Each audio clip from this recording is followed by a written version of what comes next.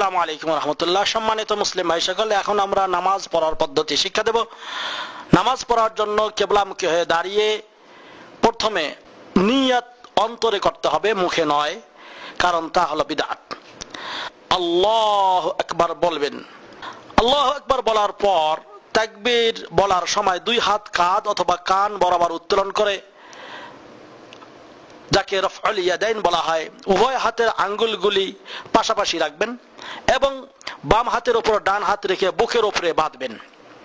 অতঃপর সানা পাঠ করবেন। সানা হলো সুবহানাকা আল্লাহুম্মা ওয়া বিহামদিকা ওয়া তাবারাকা ইসমুকা ওয়া তাআলা জাদ্দুকা ওয়া লা ইলাহা গায়রুক।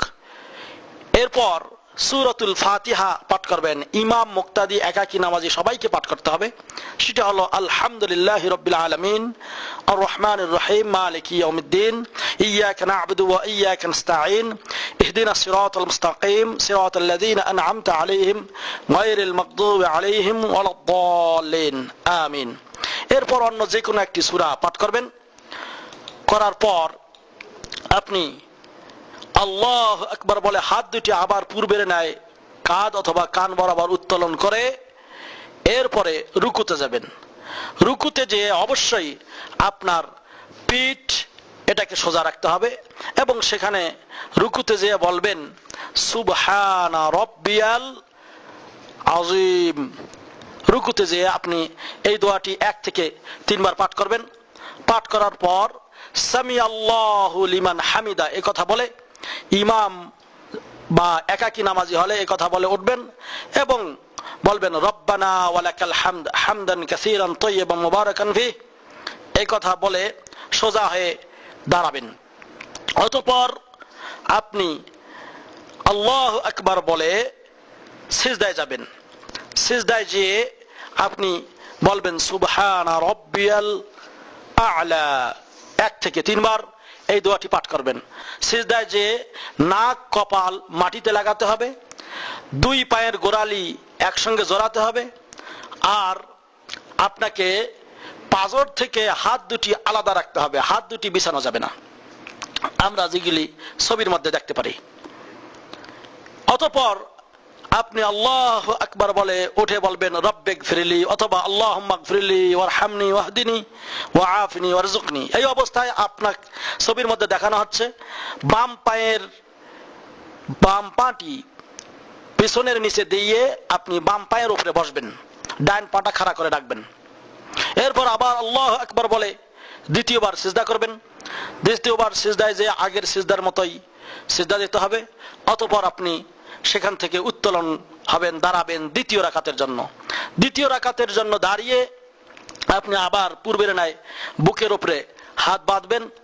হাত বেঁধে এরপর আগের নিয়মে সব নামাজ শেষ করে আপনি যখন আত্তাহিয়াত পড়বেন, আত্তাহিয়াত পড়ার সময় ডান হাতের আঙ্গুলগুলি সব আঙ্গুল বন্ধ করে শাহাদাত আঙ্গুলটি আপনি দিয়ে তা দিয়ে ইশারা করবেন এবং এই সময় একটি দোয়া পড়বেন। সেটা হলো আত্তাহিয়াতু লিল্লাহি ওয়াস সালাওয়াতু ওয়াত তাইয়্যিবাতু আসসালামু আলাইকা আইয়ুহান নাবিয়্যু ওয়া রাহমাতুল্লাহি ওয়া বারাকাতুহু আসসালামু আলাইনা ওয়া আলা ইবাদিল্লাহিস সালিহিন আশহাদু আল লা ইলাহা ইল্লাল্লাহ ওয়াহদাহু লা শারীকা লাহু ওয়া আশহাদু আন্না মুহাম্মাদান আবদুহু ওয়া রাসূলুহু। এই অবস্থায় আপনাকে বসতে হবে বাম পায়ের উপরে, যেটা আমরা ছবিতে দেখতে পাচ্ছি।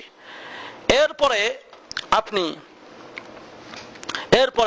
আপনি যদি 2 রাকাত নামাজ পড়েন তাহলে এই কথা বলেই আপনি দাঁড়িয়ে যাবেন তৃতীয় রাকাতের জন্য। কিন্তু যদি নামাজ 3 রাকাত বা 4 রাকাত বিশিষ্ট নামাজ হয় তখন আপনাকে বসতে হবে তাওয়াররুক করে। তাওয়াররুক বলা হয় বাম পাটি ডান পায়ের ভেতর দিয়ে বের করে দিয়ে ডান পাটি খাড়া করে রেখে পাছার উপরে বসা, এটাকে বলা হয় তাওয়াররুক। এভাবে বসবেন। আর এভাবে বসতে হবে 3 রাকাত অথবা 4 রাকাত বিশিষ্ট নামাজ হলে। এভাবে বসে উক্ত আত্তাহিয়াত পড়ার পর দরুদ শরীফ পড়বেন। اللهم صل على محمد وعلى آل محمد كما صليت على إبراهيم وعلى آل إبراهيم إنك حميد مجيد اللهم بارك على محمد وعلى آل محمد كما باركت على إبراهيم وعلى آل إبراهيم إنك حميد مجيد। অতঃপর 4টি বিষয়ে আল্লাহর কাছে ক্ষমা প্রার্থনা করে বলবেন আল্লাহুম্মা ইন্নী আউযু বিকা মিন আযাবি জাহান্নাম ওয়া মিন আযাবিল কবর ওয়া মিন ফিতনাতিল মাহইয়া ওয়াল মামাত ওয়া মিন শাররি ফিতনাতিল মাসিহিদ দাজ্জাল আল্লাহুম্মা ইন্নী আউযু বিকা মিনাল মা'সামি ওয়াল মাগরাম। এবং আরেকটি দোয়া পড়া যাবে, আল্লাহুম্মা ইন্নী যালামতু নাফসি যুলমান কাসীরা ওয়া লা ইয়াগফিরুয যুনুবা ইল্লা আনত ফাগফির লি মাগফিরাতাম মিন ইনদিক ওয়ারহামনি ইন্নাকা আনতাল গফুরুর রহিম। এরপরে ডান দিকে সালাম ফিরাবেন, বলবেন আসসালামু আলাইকুম ওয়া রাহমাতুল্লাহ। বাম দিকে সালাম ফিরিয়ে বলবেন আসসালামু আলাইকুম ওয়া রাহমাতুল্লাহ। অতঃপর একবার পড়বেন আল্লাহু আকবার, তিনবার পড়বেন আস্তাগফিরুল্লাহ আস্তাগফিরুল্লাহ। এরপর আল্লাহুম্মা আনতাস সালাম ওয়া মিনকাস সালাম তাবারাকতা ইয়া যাল জালালি ওয়াল ইকরাম বলেই নামাজ সমাপ্ত করবেন। ওয়া আখিরু দাওয়ানা আলহামদুলিল্লাহি রাব্বিল আলামিন। আসসালামু আলাইকুম।